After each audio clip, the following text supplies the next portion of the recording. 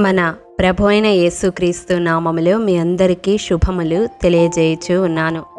లేవియ కాండము 26వ అధ్యాయము 6వ వచనము. ఆ దేశములో నేను మీకు క్షేమము కలుగజేసేదను.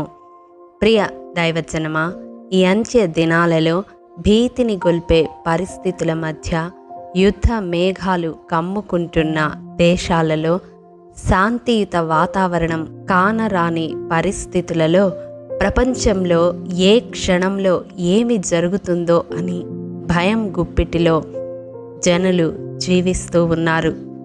ఇవన్నీ జరగవలసి ఉన్నవి. చిన్న మంద భయపడకుడి అని చల్లని మెల్లని తన స్వరాన్ని దేవుడు అనుదినము వాక్య రూపములో మనకు బయలుపరుస్తూ మనలను బలపరుస్తూ ఉన్నాడు. ఆనాడు ఇశ్రాయేలీలకు వారు ప్రవేశించే వాగ్దాన దేశములో క్షేమము కలుగజేసేదను అని వాగ్దానం చేసిన తండ్రి అయిన దేవుడు ఈనాడు మనతో కూడా వాగ్దానం చేస్తూ ఉన్నాడు. మనము నివసిస్తున్న ప్రాంతంలో లేదా మన దేశములో క్షేమము కలుగజేస్తాను అని ఈ ఉదయకాలం మనకు ధైర్యాన్ని ఇస్తూ ఉన్నాడు. ఆ వాగ్దానమును లేదా దేవుడు ఇస్తున్న ఆ ధైర్యాన్ని, ఆ క్షేమాన్ని మనము అనుభవించాలి అంటే ఏమి చేయాలో ఈ దినం వాక్యపు వెలుగులో ధ్యానించుకుందాము. ఇర్మియా గ్రంథము 29వ అధ్యాయము 7వ వచనం ప్రకారం మనము నివసించే ప్రాంతము కొరకు, మన దేశము కొరకు మనము ప్రార్థించే వారముగా ఉండాలి.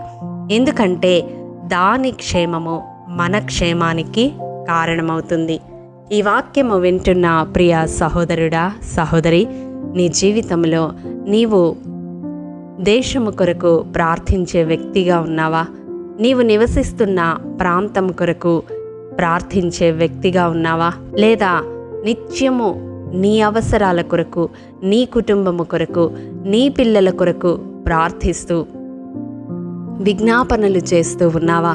నీ చుట్టూ ఉన్న వారి కొరకు భారముతో ప్రార్థించే బిడ్డగా నీవున్నావా?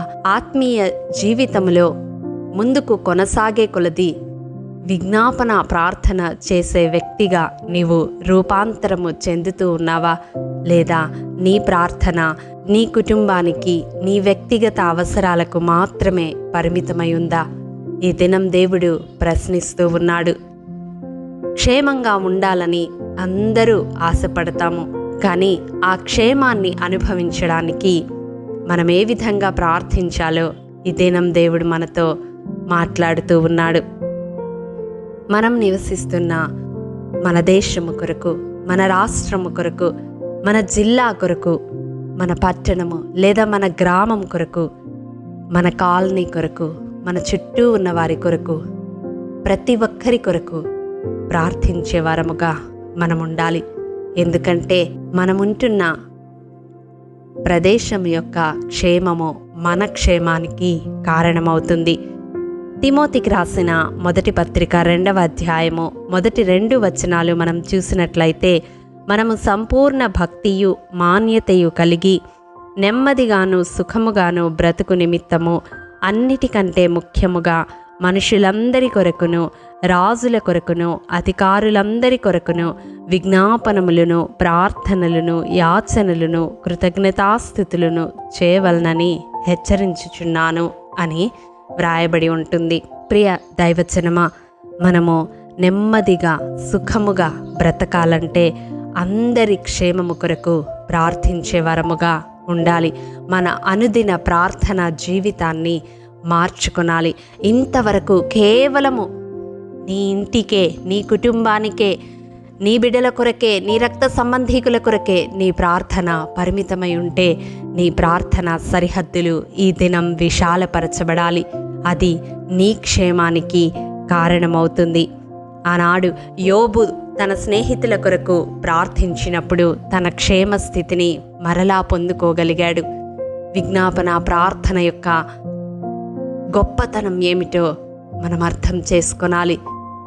ప్రియ సహోదరుడా, సహోదరి, ఇక నుంచైనా ఇన్ని దినాలు, ఇన్ని సంవత్సరాలు నీవు రక్షణ పొందిన నాటి నుండి నేటి వరకు ఏ విధంగా ప్రార్థిస్తూ ఉన్నావో నేను ఎరుగను, కానీ ఇక నుండైనా నీ ప్రార్థన విధానాన్ని మార్చుకోవాలని ప్రభు పేరట మనవి చేస్తూ ఉన్నాను.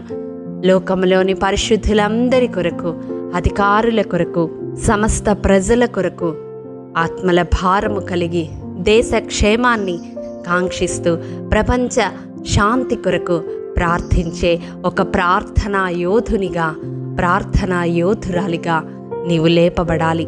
అట్టి కృప దేవాది దేవుడు మనందరికీ అనుగ్రహించునుగాక. ఆమేన్. ప్రేమ నమ్మకము కలిగిన మా ప్రియ పరలోకపు తండ్రి, మీ పరిశుద్ధ పాదములకు వందనాలు దేవా. విత్తబడిన వాక్యమును ప్రతి హృదయములో నూరంతలుగా ఫలింపచేయండి నాయన. ఎవరైతే ప్రభువా వారి కుటుంబము వరకే వారి ప్రార్థన జీవితము పరిమితమై ఉన్నదో, ఈ దినం ఒక తీర్మానం తీసుకుంటూ దేశ క్షేమము కొరకు, అనేకుల కొరకు విజ్ఞాపన చేయడానికి సిద్ధ మనసుతో ఉన్నారో అట్టి ప్రతి ఒక్కరిని బలమైన ప్రార్థన ఆత్మతో, విజ్ఞాపన ఆత్మతో నింపమని నీ కృపాహస్తాలకు అప్పగిస్తూ మేమందరము మేముంటున్న ప్రాంతాల కొరకు, వాటి క్షేమము కొరకు ప్రార్థించే కృపను అనుగ్రహించమని యేసు అతి పరిశుద్ధ నామం పేరట అడిగి పొందుకొని ఉన్నాము తండ్రి. ఆమేన్.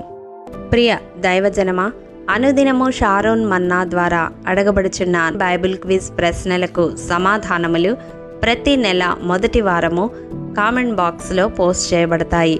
కాబట్టి గమనించి మీకు తెలియని ప్రశ్నలకు సమాధానములు తెలుసుకొనగలరని ప్రభు పేరట మనవి చేయుచూ ఉన్నాము.